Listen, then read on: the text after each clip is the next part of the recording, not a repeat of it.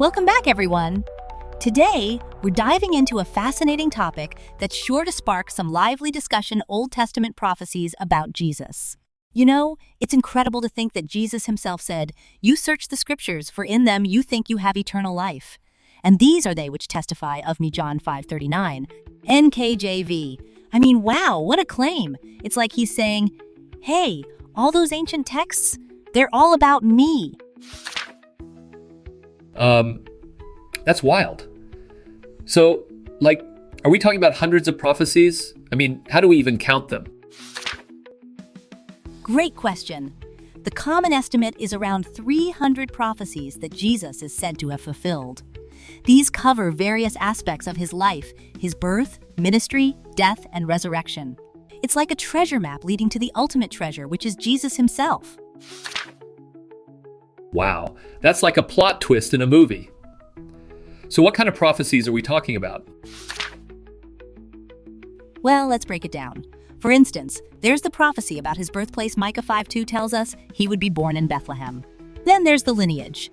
He's a descendant of David, as stated in Jeremiah 23:5. And let's not forget the virgin birth from Isaiah 7:14. It's like the universe was setting the stage for his arrival. That's so interesting. So it's almost like a script that was written long before the play even started. But what about his death? Exactly! It's a perfect analogy. His death was prophesied too. Isaiah 53 describes him as the suffering servant, and Psalm 22 talks about crucifixion. It's like the writers of these texts were foreshadowing a grand narrative that would unfold centuries later. Whoa, that's deep. So, did people back then even realize what they were writing? Or was it just a coincidence? That's a fascinating point. Many scholars believe that these prophecies were divinely inspired, meaning the authors might not have fully understood the implications of their words. It's like they were part of a larger story that they couldn't see yet. Right. And what about the resurrection? Did they predict that too? Absolutely. Psalm 16:10 says he would not be abandoned to the grave.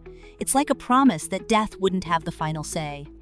And then in Luke 24, we see Jesus explaining to his disciples on the road to Emmaus how all these prophecies pointed to him. Oh, I love that. It's like he's giving them a behind-the-scenes tour of the script. But what about the people who didn't believe? Great observation. Some were skeptical, just like today. In Acts 17, Paul reasoned with people from the scriptures, explaining that the Christ had to suffer and rise again. It's all about engaging the mind and heart, not just accepting things blindly. So it's like a call to think critically about faith? Exactly. God invites us to reason together, as seen in Isaiah 1:18. He wants us to examine the evidence and understand why we believe what we believe. It's not just about emotions. It's about grounding our faith in truth. Wow, that's powerful. So if someone challenged me on my beliefs, I'd have some solid answers to give. Yes, and that's the beauty of it. It's about being prepared to share your faith and the reasons behind it. So, how firmly grounded are you in what you believe? If someone were to challenge you, what answers could you give?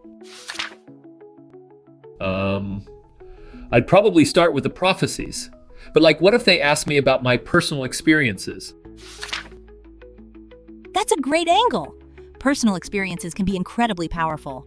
They add a layer of authenticity to your beliefs. It's like saying, here's what I've seen and felt, and it aligns with what the scriptures say. Wow, I love that. It's like combining the head and the heart. Exactly. And that's what makes faith so rich and fulfilling.